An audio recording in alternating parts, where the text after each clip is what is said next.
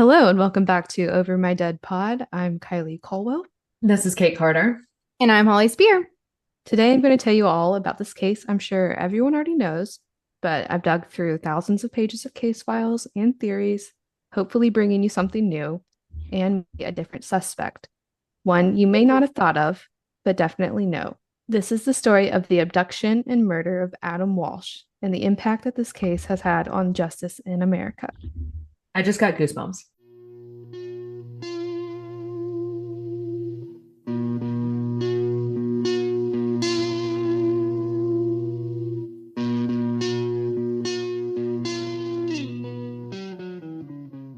Adam Walsh's case is pretty well known, but to catch everyone up to speed, I'm going to start with the day he went missing. On July 27th, 1981, 6-year-old Adam woke up around 8:30 in the morning. His dad, John, was at work, so he hung out with his mom, Rive, watching cartoons while she did some chores around the house. Rive had some errands to run that day and was planning on going to the gym, so she asked Adam if he wanted to join her or be dropped off at his grandma's house. He chose to accompany his mom. Around noon, the two arrive at the Hollywood Mall in Hollywood, Florida, specifically going to Sears to pick up a couple of things. They entered through the store's north entrance. On the way to where the lamps were, which is where Rive needed to go, they passed the toy department and more specifically a video game display that caught Adam's eye. It was normal for Rive to leave Adam in the toy or video game area for a few minutes. It kept him entertained, and he never left the area. She would always go grab the things she needed and come pick him back up a few minutes later. Sounds pretty normal. I bet that was very normal for kids in that age to go play at the arcade while their parents shopped. My parents used to leave me in the little magazine section in the grocery stores. I could read those little teen Oh, gossip for sure. magazines. Oh, yeah. I'm sure that's like a comparable thing to us, kind of. So there was never any inclination that something bad could happen to Adam. Plus, there were other young boys at this video game display, so she left Adam there. Rive returned after picking up a lamp 10 minutes later around 12:15 and found that none of the boys were there. She began to walk around, checking out other areas of the store that Adam might be in, but no luck. She did run into one of the boys she saw earlier and asked him if he had seen where Adam went, but this boy didn't appear to speak English. Later statements from witnesses also reported this boy, and investigators did track him down, but he moved to Venezuela. So Rive kept looking and actually ran into her mother-in-law, June, in the plant department. After telling her she couldn't find Adam, they started to look together. Without any sign of him, Rive approached one of the employees, Aurora Delgado, asking for help. Rive asked her to page Adam over the intercom, telling him to come back to the toy department, but Aurora was like, "Oh, I can't do that. It's store policy to page people to customer service." This pissed Rive off because remember, Adam's 6. He does not know where the customer service desk is. He knows where the toys are. Yeah, he probably is not going to know how to read the signs to go find that. No chance. Aurora did end up paging over the intercom, quote, "Adam, your mother is looking for you," end quote. So at this point, the entirety of the store realized the young boy was missing and they helped to look around. But no one found him.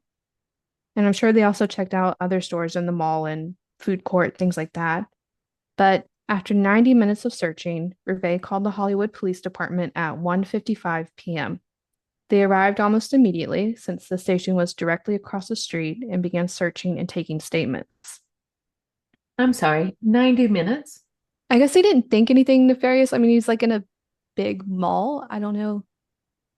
I feel like that would take a long time to search a whole mall. I mean, I used to hide in the clothes racks in stores, and I feel Yeah. like just to search one store would take you a few minutes if your kid was really hiding from you.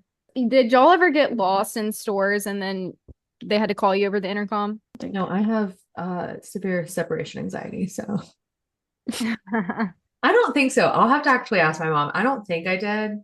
I honestly I think I probably had a fear of being left, so I don't think I would have gone and hid. I just feel like 6 years old is so young. Like that's really still young. But as we hear in actually a lot of our recent stories, there's just situations where stranger danger wasn't a thing. No. Like What that's year is this? 81. yeah. Okay, yeah, no. So police arrive and they began taking some statements. One of the first statements that they took was from Catherine Schaefer, who was a 17-year-old security guard in Sears. and she provided a bit more context. Catherine received a report of some kind of disturbance at the video games, possibly kids fighting over whose turn it was.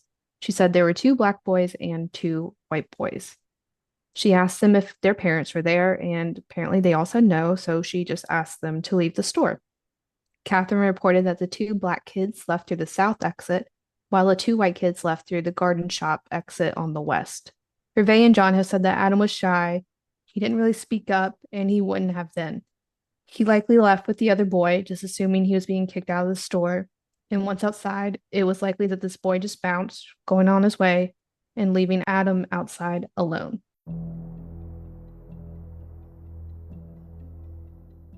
Posters and media reports immediately went up to be on the lookout for the boy, who was wearing a red and white striped Izod shirt, green Adidas shorts, and yellow and blue flip-flops. Hundreds of volunteers came out to canvass the area with the help of local law enforcement, who also used helicopters and boats. Meanwhile, tips are flooding in, but the thing is, police didn't follow up on probably more than half of the tips. Oh, why? Question mark. And these are good, valuable tips, and to this day, they have not contacted any of these witnesses. Tell us why, Kylie. Give us a good reason. Yeah. I wish I could, but Oh. here's some statements. So Janice, I'm sorry, I can't pronounce her last name. It's something severely Italian.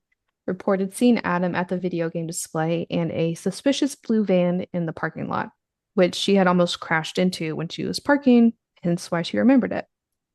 She described the man as having shaggy blonde hair. He was lean, a little tall. Janice called the police about this the day of the abduction, once she saw it in the news, and the next day. They never returned her call. She even called into the show America's Most Wanted in 1981 and in 1996.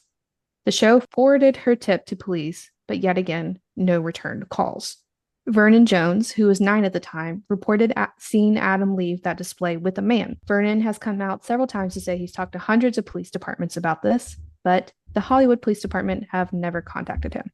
Jenny Warren also reported seeing this man, who she said was wearing beige khakis. Bill Bowen reported seeing a man lifting a protesting child into an illegally parked blue van, matching Janice's description. Bill called the police. They never called back. What? Sorry. This is absurd. We're not done. Okay. 10-year-old Timothy Pondberg reported seeing Adam being pulled into a blue van in the parking lot. His statement wasn't taken seriously because of his age. All of these people basically saw the same van. That's crazy. Oh, it comes back to bite him in the ass later, we'll see. But we have another guy. Willis Morgan reported a weird man that approached him in Radio Shack. Willis ended up following this guy into Sears because he was worried this guy was going to bother someone else. Didn't want him to, run into any women and be a creep. And he said he seemed like he was drunk. His description matched everyone else's. Lean guy, shaggy blonde hair. Investigators have claimed that either they have no record of these tips, or they weren't valuable, valid, whatever. But all of these people, to this day, have said they, 1, stick to their story, and 2, are very adamant that they reported these things at least several times. I mean, I'm sure they did. Why lie about that? That's just absolutely nuts. Immediately when I think like that police get multiple tips about the same thing and they don't follow through with it, or like they don't believe the people, it makes me feel like they know who the suspect is. Like it's like sketchy. Yeah, it's a bit weird. Yeah, but just follow up on the tips like you don't know for sure, or you would have arrested somebody. Here's where I think they were lying about not receiving the tips, because they did put out a bolo to look for a blue van, but days went by without any information and no sign of Adam. On August 10th, 2 different Publix truck drivers reported seeing a suspicious blue van. These drivers said that a little after midnight on August 7th, this blue van was parked off mile marker 131 on the Florida Turnpike. Investigators headed to the location to see if anything would come of this. The next morning, John and Reve Walsh appeared on national television to get the word out about their still missing son, posting a $100,000 reward for his safe return. What the Walsh family didn't know was that Adam's severed head had been found the day before, and he wasn't identified until after the TV appearance aired. So reports vary on whether or not it was detectives or fishermen who found the head. Like even the police reports switch up the story, so I'm not sure. And the reports are also kind of hard to follow because the mile markers have changed quite a few times. But off Radabaugh Road, which is now mile marker 164, was a small drainage canal off of the turnpike. This is about 100 miles north of the mall near Vero Beach. Once the head had been discovered and taken into evidence, police and divers began to search for the rest of the body without success. Divers did find some bones right off of the small wooden pier in the canal. These were later determined to be from an animal. The guy who owns the land right beside the canal reported that it was full of gators and wild hogs. He told police that if there were a body there, it would have been carried off by some sort of animal for sure. The head was it cut off of the body, or could it be possible that the animals like tore it up and tore it off, you know? It appears, reading between the lines, that it was cut off by some kind of weapon. Okay. The remainder of Adam's body has never been located, and his head was kept in the morgue until 2008. The medical examiner determined that the cause of death was asphyxiation, meaning that Adam was murdered prior to being dismembered. The examiner also determined that Adam had been deceased and in the water for several days, up to 14. He also noted that the lack of insect activity indicated that the head was on the surface of the water for less than 24 hours. It had been on the bottom of the water up until then. So it was in the water the whole time, it just was at the bottom and then it came up. Yeah. Okay. The autopsy report matches up with, I'm not sure if it's these guys that live nearby talking about the land or whatnot, but there is a report saying that someone was out there on August 9th, the day before the head was found, and it was not there. So police have Adam's head, a general timeline of when it was placed in the water, reports of this blue van, but nothing else. On September 15th, 1981, both John and Rive underwent voluntary polygraph tests and passed with flying colors. They also both underwent countless interviews, but police still had nothing. The Walsh family kept searching for an answer, though, spending all of their time and money. Their house even went into foreclosure over this. Time continued to pass, but the Walsh family were not giving up. On October 10th, 1983, a fictional reenactment of the day aired as a TV movie called Adam. This movie was made to garner more attention and to provide an accurate telling of what happened.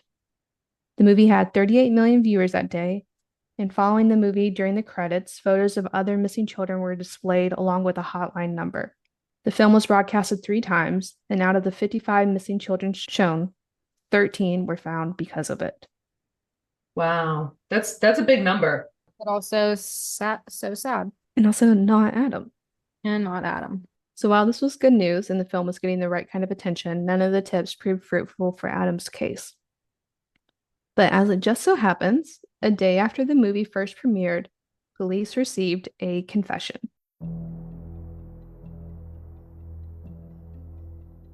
Up in a Jacksonville jail, Detective Kendrick was walking Otis Toole back to his cell after questioning for an unrelated case. Otis apparently brought up Adam Walsh and started talking about the murder. The detective didn't write anything down about what he said, and in interviews later, he reported not remembering much, but he did report this conversation to the Hollywood Police Department, who arrived a few days later to formally interview Otis. But who is Otis? Which is spelled with 2 T's.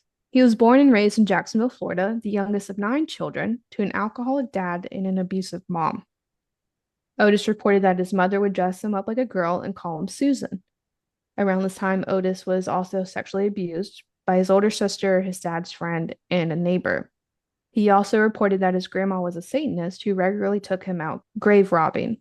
You'll see as we go on that Otis is not the most reliable guy. He tends to lie a lot. He also has a diagnosed mild intellectual disability, and so take everything he says with a grain of salt. I was going to say, from what I remember just casually in the back of my head, he was like considered special needs. You can tell he's not really following along appropriately. Yeah. Otis dropped out of school either in the 7th or 9th grade and began going to gay bars, working as a prostitute. He had come out as gay to his family a couple years prior, leading to him to be kicked out of the house. When he was 17, he began hitchhiking across the country, just loitering around. In 1974, Otis was named as the prime suspect in the murder of Patricia Webb, a 24-year-old in Nebraska. Once this came out, Otis hitchhiked to Boulder, Colorado, where he was named as a prime suspect in the murder of 31-year-old Ellen Holman, only a month later. Otis then made his way back down to Jacksonville and married an older woman. This woman ended up leaving him 3 days later after Otis's sister told her he was gay. A year later, Otis met his new best friend, Henry Lee Lucas, at a soup kitchen, which someone's going to have to do a story on Henry at some point because he is also a serial killer. There's a Netflix show, I didn't watch it, but it kept coming up. It's called The Confession Killer. Oh, yeah. Yeah. That's Okay. him. Mhm. Yeah, yeah. So we have two serial killer best friends. What are the odds? Another thing they have in common is that they both love to confess to crimes that they had no part in, either alone or working together as a pair. I don't know if it's individually or all together have confessed to like over 500 murders. What are the odds that two of them are both murderers or serial killers, stuff like that?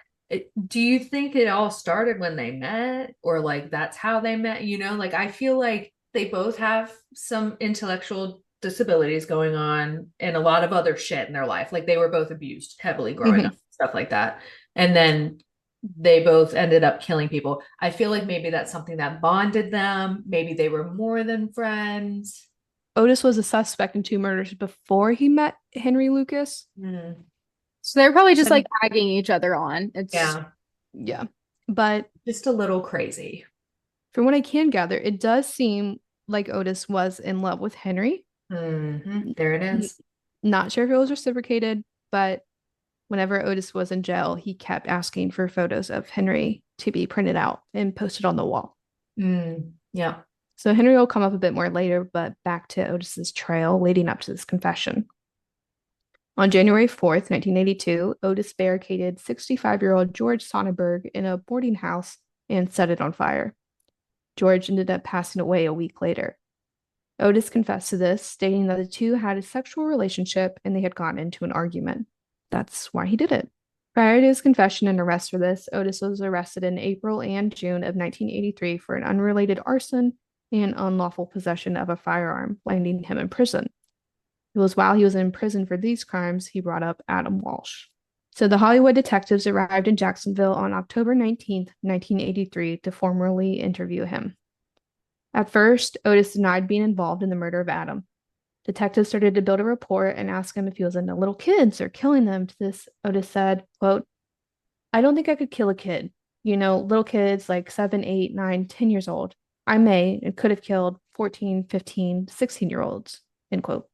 So the first day was a bit of a bust, but detectives returned the next and everything changed. Otis confessed. According to Otis, he borrowed a white Cadillac in Jacksonville and headed down to Miami. On the 27th, he arrived at the mall around noon, the same time as Adam and Reve. Otis said he spotted Adam out in the parking lot and lured him into his car with the promise of toys and candy. He wasn't planning on killing Adam or doing anything really. His own words, he wanted a little clone son to raise because, quote, "I know how to change diapers," end quote. Once in the car, Otis began driving north on I-95 back to his house in Jacksonville. Apparently, Adam began to panic as they kept driving further and further, which pissed Otis off, to the point where he began to punch him until Adam was unconscious. Figuring he can't go on with his plan or let the boy go, since he would identify him, Otis drove off onto Radabaugh Road and strangled Adam with a seatbelt. Otis then decapitated him with a machete, which he kept in the trunk. He goes on to explain that he kept the body and burned it in an old fridge in his mom's backyard in Jacksonville. After this, he dumped the fridge and body in the landfill. So police were obviously shocked and kept asking for more details, but as they kept asking, the story kept changing. All of a sudden, Otis was like, "No, I didn't decapitate him. His whole body's in the canal." Then it changed to, "Oh, I did, but I also threw the rest of the body in the canal too."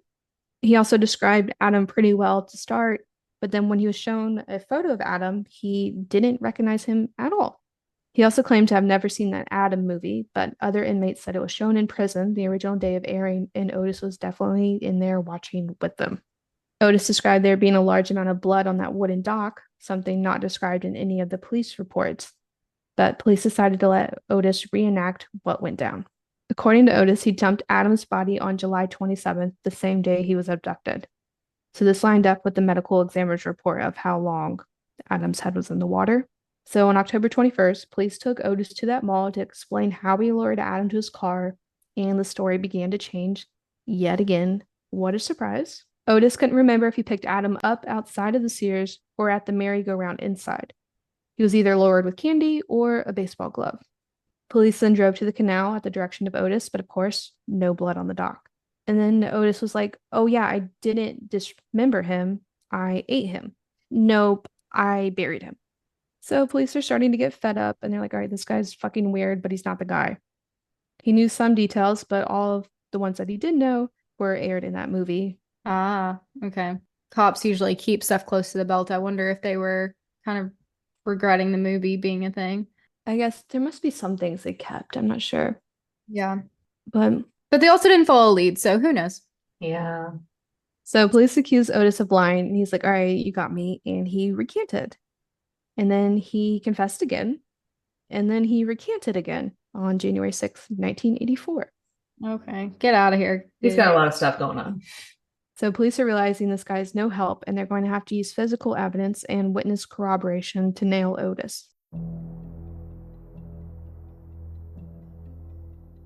While they're collecting evidence and interviewing people over and over again, Otis was going through the justice system for his other crimes. While Adam's investigation had been going on, Otis was found guilty of the first-degree murder of George Sonnenberg, the guy he trapped in the house and set on fire. He was also found guilty of the strangulation murder of 19-year-old Brenda Burton in Tallahassee. Otis received 2 death penalties, but these were later commuted to life in prison. Psychiatrists testified in front of the Florida Supreme Court that Otis was extremely impulsive, antisocial, and a pyromaniac. While in prison, Otis confessed to 2 more murders and was later convicted of 6, 4 of which were in partnership with Henry Lee Lucas.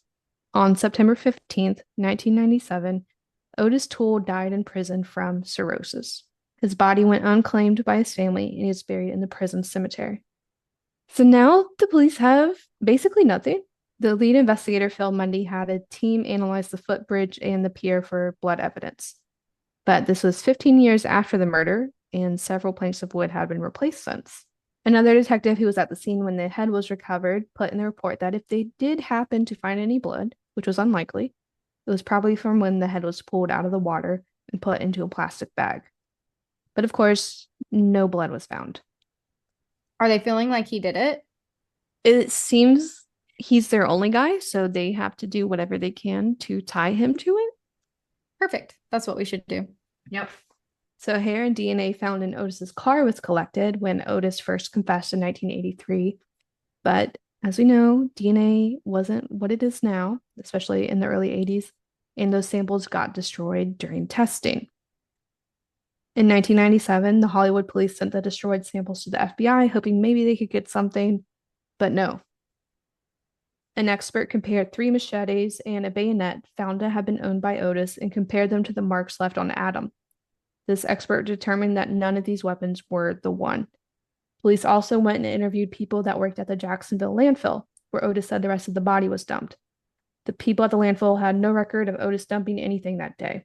Like, they keep track of who comes in and dumps things and where, blah, blah. Like, it's all very coordinated and tracked. Mm-hmm. Where he would have dumped the fridge and or body, it would be 60 feet deep into the landfill. So police are like, okay, we can't search that. Too much. As the investigation was dragging on, police actually lost the only physical evidence they had. You want to call it that? They lost a blood sample found in the car's carpet. They lost one of the machetes, and they somehow lost the whole entire car. Oh, I'm sorry. Okay, I'm gonna just say what I said at the beginning again. This all sounds like a cover-up. Like, this is ridiculous. Total incompetence? I don't know. I mean, somebody somewhere was like, yeah, we don't need that evidence. yeah. At some point, when does it stop being negligent and it's like purposeful? Right. Yeah. Crazy. I know, I'm trying to give them a bit of the doubt of like, okay, this is like the first missing / murdered kid case they've probably ever worked. It's like in the early 80s, they don't really know any better, but still, like, how do you lose a whole car? Yeah, I don't understand. Okay. In my opinion, there is no real physical evidence. And I guess police agree, so they rely on witnesses to make Otis their guy. These aren't in chronological order. I'm just going to group them by witness type to make more sense. Now they like witnesses. Okay. This first witness, they basically abused this guy. Okay. So his name's William Missler. He reported on the day of the abduction seeing a man putting Adam into a car in the Sears parking lot. Police made him take a polygraph. This was inconclusive. So they made him undergo hypnosis to recall the events of that day. Apparently, he got so upset and distraught that they had to end it. They went back to him in 1996 to see if they could get anything more out of him. He identified a man that somewhat matched Otis's description, but he didn't pick Otis out of a photo lineup. He underwent another polygraph in 1996, which showed deception. So investigators determined he wasn't going to be a valid witness, not because of the deception, but because he didn't pick Otis. I'm not surprised. Also, ladies, number 1 rule, don't take No a polygraph. polygraph. Number 2 rule, don't ever let them do hypnosis on you. Also, I think that's, for some reason in the back of my head, I feel like that's now illegal, doing hypnosis. I would hope so. It's legal? Yeah, totally legal. Hypnosis can be occasionally used during investigations, but in court, the method does face serious objections. Okay, I mean, yeah, as polygraphs should as well. Oh, yeah. If polygraphs aren't even admissible, which they shouldn't be, but definitely no hypnosis. But some other people who did not identify Otis in this photo lineup included store employees John King and Joanne Braun. Jenny Warren was released from her interview after she didn't identify Otis, despite being a good witness in the store that day. A lot of the witnesses actually weren't even asked to identify him. A couple people did identify Otis, though. Mary Hagan also accurately described Otis as the man she saw with Adam at the video game display, down to his mannerisms and crooked smile before ever seeing a photo of him.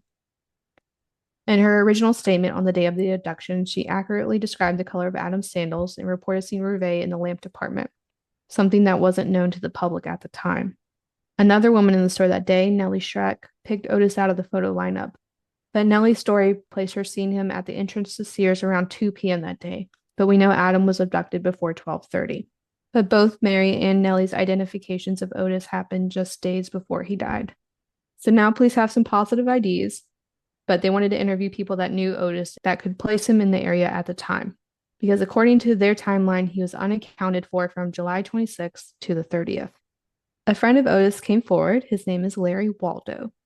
Larry claimed that Otis couldn't have done it because they were both in Jacksonville on the day of the abduction celebrating his birthday. Police did actually investigate this, and they found out that Larry was actually in Hollywood, spending his birthday with his grandma. They also found out that Larry hadn't even met Otis until a year after the murder. Larry is crossed off the very long list, but police found another guy. Bobby Lee Jones worked with Otis at a roofing company when he said Otis confessed to him in July of 1982, which is before the movie aired. Apparently, Otis described cutting up a child and throwing the head in a creek. Bobby also reported that the two ran into each other again in the Duval County Jail a year later, and Otis stuck to his story.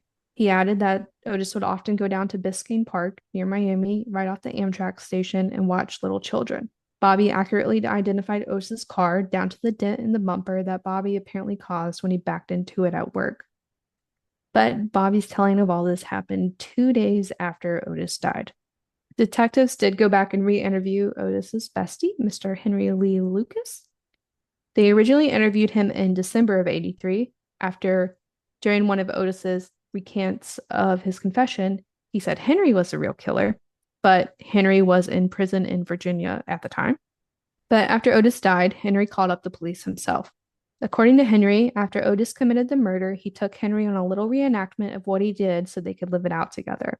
He reported that in November of 83, they drove from the mall about 20 to 25 miles to the canal to see the rest of the body. Police quickly ruled this as a lie. The canal was 120 miles from the mall.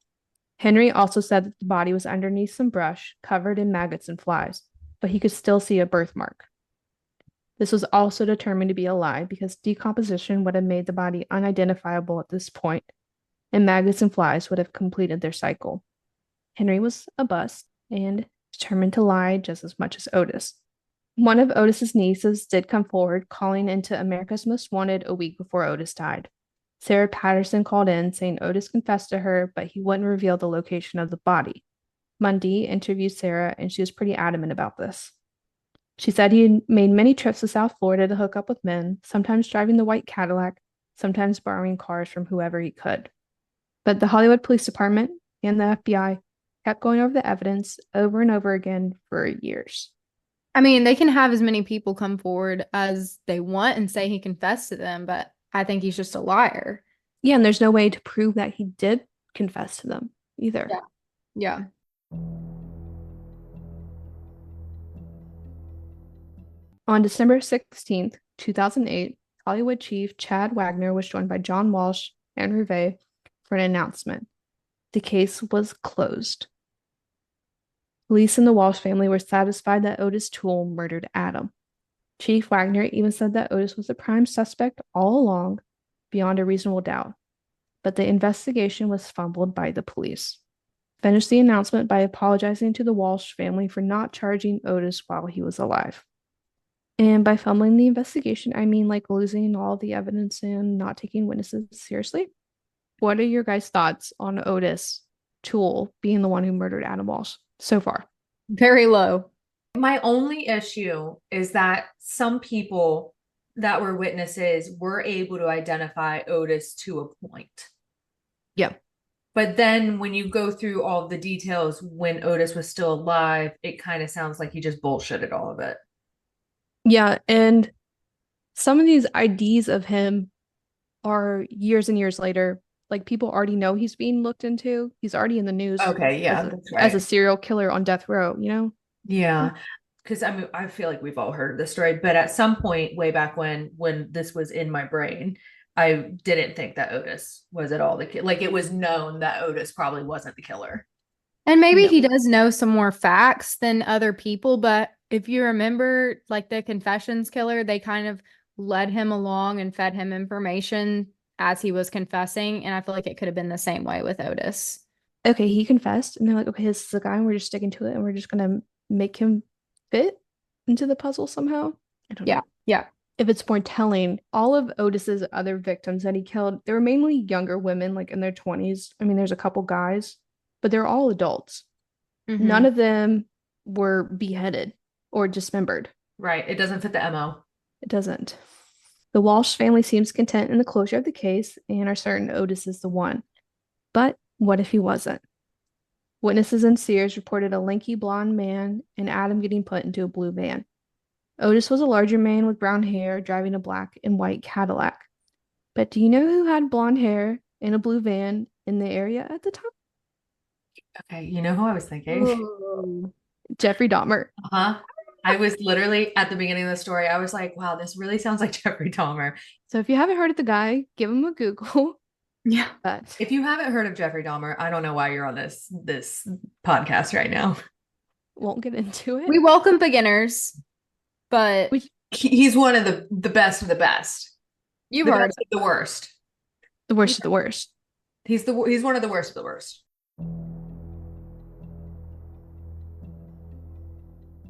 A lot of people believe Jeffrey Dahmer was the real killer, and police actually named him as a suspect in 2007. Interesting. Now I will say though, Jeffrey had no kid murders. The one boy, was he like 13 or 14? Yeah, well, I was thinking like young, really young. Yeah. I mean, yeah, he did have like a 14-year-old or something like that. But okay. So here's all the evidence pointing to Dahmer. Let me know what you think. To start, Dahmer was living in Miami at the time, working at a deli. This was after his deployment to Germany. Part of his job was to make deliveries, driving the deli's blue van. The owner of the deli, Darlene Hill, confirmed this to media and to investigators. She also said Dahmer was regularly sent home for showing up to work drunk. So I'm not sure if they ever figured out if he was at work that day, but him being off in the middle of the day wasn't too unusual, especially if he's out making deliveries, he could stop wherever.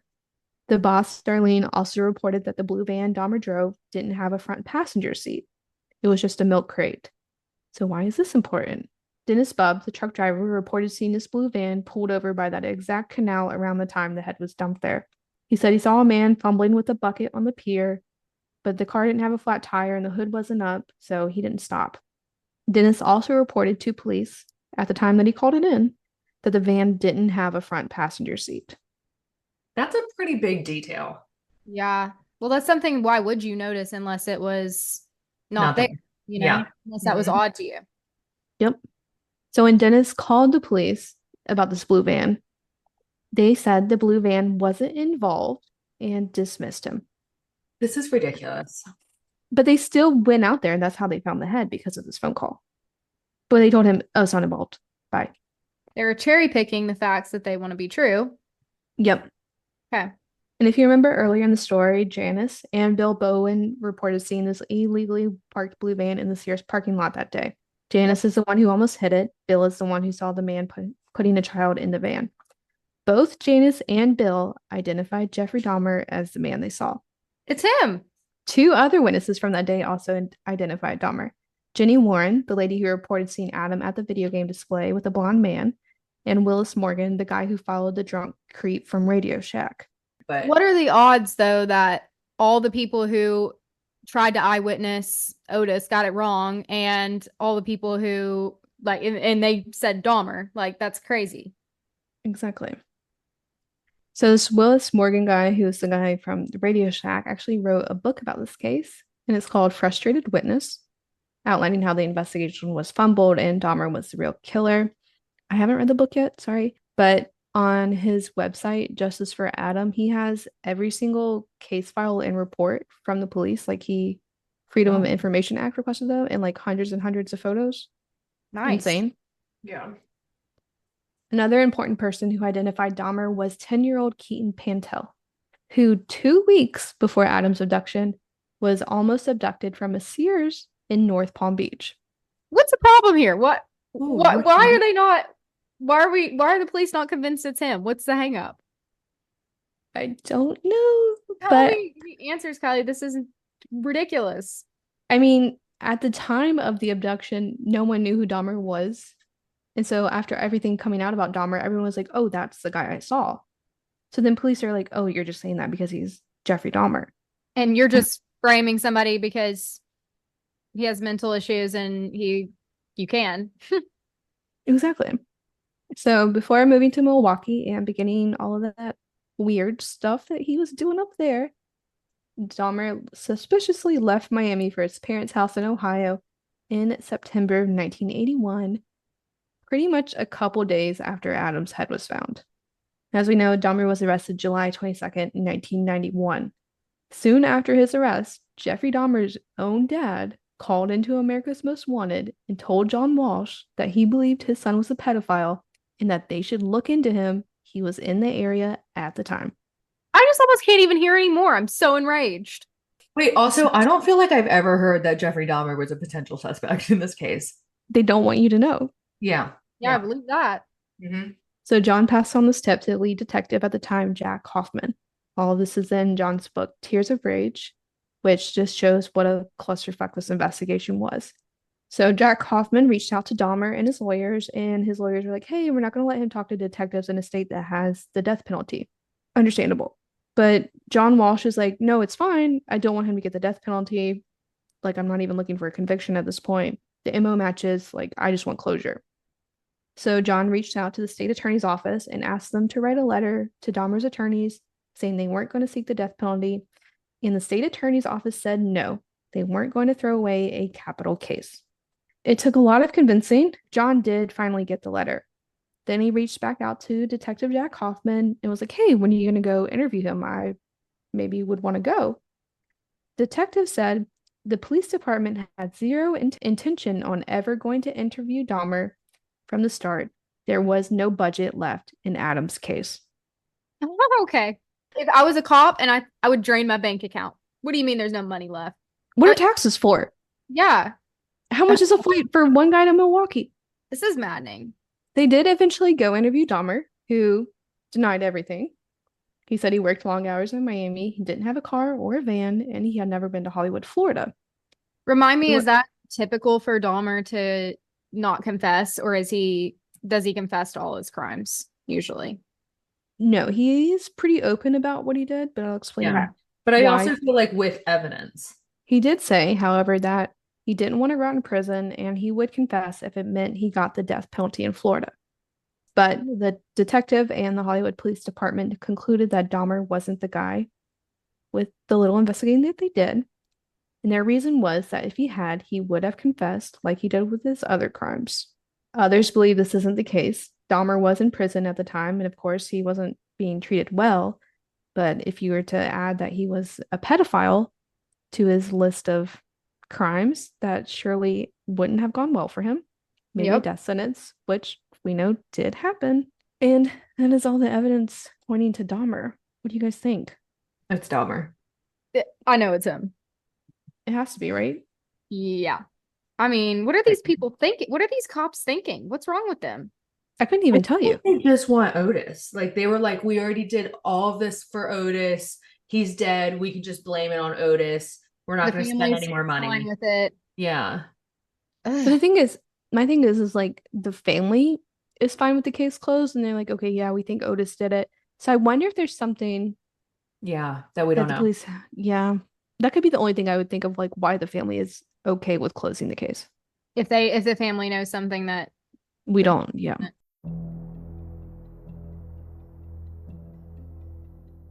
So while some think the case was improperly closed, maybe Dahmer, maybe someone entirely different, the Walsh family are satisfied with the results, and they have done a lot of good, as I'm sure most people know. John and Ruve had three more children, with Megan being born only a year after Adam's murder. Everyone knows about America's Most Wanted, which ran from 1988 to 2011 and was hosted by John Walsh. The original show was responsible for capturing more than 1,000 fugitives. The show began re-airing in 2024 and is also co-hosted by their two sons, Callahan and Hayden. Oh, I didn't know that. So Adam's abduction and murder led stores to change their policies when a child is reported missing. Walmart started Code Adam, a policy that when a child is reported missing in the store, a prompt announcement is made. All the doors are then locked with an employee posted at every exit to stop the child from being able to leave the store either on their own or being taken by someone. Important laws and organizations also came out of this case. In 1984, Congress passed the Missing Children's Assistance Act, which led to the creation of the National Center for Missing and Exploited Children, or NCMEC.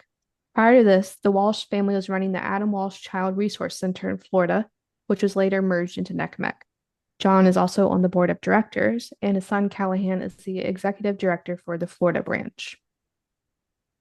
NCMEC also has a branch called Team Adam, made up of retired law enforcement who provides rapid on-site assistance to law enforcement and families in cases of missing children. In 2006, Congress passed the Adam Walsh Child Protection and Safety Act, which created a national database of convicted child molesters and created harsher punishments for crimes against children. John and Ruve joined then President George Bush in a ceremony for its signing. The act was reauthorized and given a bigger budget in 2016 by then President Obama. And that was the story of the abduction and murder of Adam Walsh. It was Jeffrey Dahmer. Oh, We're, 500%. Convince us wrong.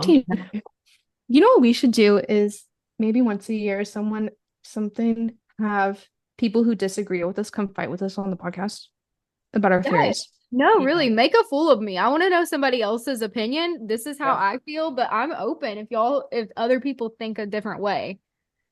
For sure. And with that, thanks for tuning in to another episode of Over My Dead Pod. If you want even more information, including photos from the case, you can check us out on our blog on overmydeadpod.com. Be sure to leave us a review wherever you're listening to this and check us out on social media at Over My Dead Pod. We will see you next week with another case. Bye. Bye. And stick around if you want to hear us chitter chatter on overtime.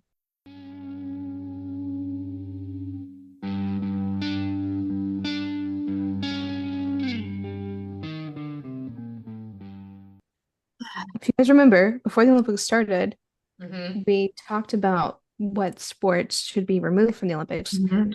Both said breakdancing, and I'm happy to report that it will not be in the LA 2028 Olympics. It got canceled, Holly. Yeah. Yeah. As it should have been. Yeah. We all saw the videos. Okay. Good. That was ridiculous. Honestly. I was watching it on TV. Did you watch all the TikToks I sent you? Yes, Yes. it's so bad.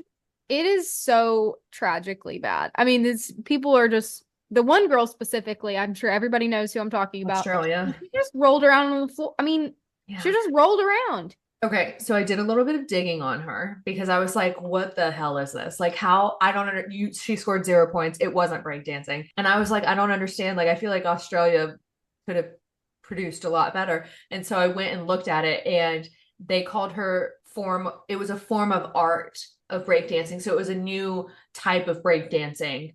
And I was like, okay, that's some BS. And then I looked a little bit further and her dad's on the Olympic Committee. Okay, not Oh, everything. Nepo. Yep. I was like, Nepo. I was like, her dad's on the Olympic Committee. That's the only reason she's on it. Oh, for sure. Yeah. It was so bad. And even I watched some of it that wasn't even that girl, like people that were good and won medals. And I was like, this still isn't even, it's still embarrassing to watch. No, it wasn't. It's Seriously, awkward. if there's any listeners that understand why breakdancing was a part of the Olympics, please let us know because we don't understand. I do have another question for you guys. We know which one's getting removed. I want to make a petition to add cornhole to the Olympics. We got table tennis. Okay, cornhole is a pretty good sport. I mean, I would watch that. We Yeah. have professional cornhole, like it's on ESPN at like random Mhm. times during the day. Let's bring cornhole. Okay, we're gonna let China swept all of the table tennis medals, and that's why we tied for gold. Give us cornhole. Yeah, You know, yeah, I give will us say, cornhole and watch what happens. do other yeah. countries play cornhole? I think that is an American thing, so we would definitely dominate. I don't know because they're in LA. We're gonna have flag football. Plus, oh, we're getting lacrosse, softball, and baseball are coming back. I mean, some countries play baseball, but Yeah. Okay, I won't get flag football, but well, I mean it is a sport, but I don't get flag football. But lacrosse will be cool to watch. yeah. And cornhole. I'd sign your petition, Carly. Thank Mhm. you. See you guys next week. Bye. Bye. Bye.